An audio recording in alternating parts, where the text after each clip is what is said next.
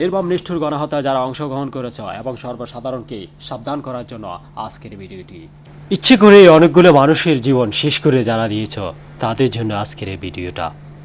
ভালো নেই প্রিয় জন্মভূমির মানুষগুলো, ইচ্ছে করে করা হচ্ছে মানুষ খুন, আবার কখনো কখনো হায়নার মতো ঝাঁপিয়ে পড়ছে কারো কারো উপর।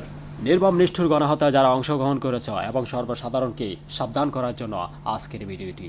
সাবধান করছি পবিত্র কোরআনে মহান আল্লাহ পাক রব্বুল আলামিনের বলা কথাগুলো থেকে এবং হাদিস শরীফ থেকে।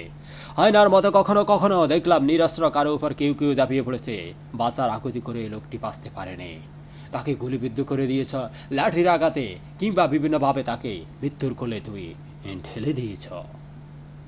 মানুষ খুনের শাস্তি কসম আল্লাহর তুমি পাবে।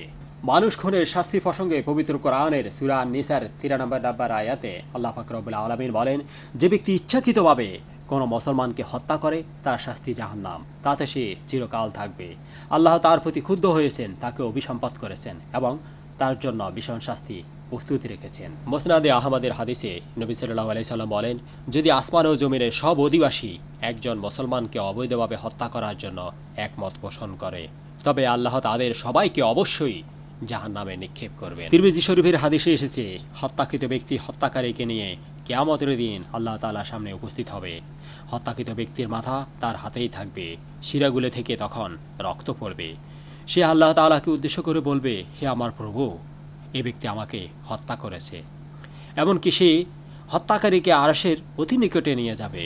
বুখারী ও মুসলিম শরীফের হাদিসে এসেছে, রাসূল সাল্লাল্লাহু আলাইহি সাল্লাম বলেছেন, কিয়ামতের দিন মানুষের মাঝে সর্বপ্রথম যে বিষয়টি ফয়সালা হবে তা হলো রক্তপাত বা হত্যা।